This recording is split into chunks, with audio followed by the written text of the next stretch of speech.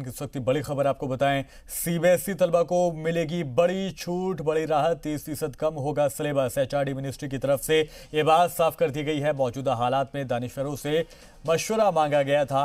HRD minister Ramesh Pokhriyal का यह ऐलान है, जिसके मुताबिक 9वीं और 12वीं तक के तलबा के लिए सिलेबस में बदलाव करने के लिए कहा गया है।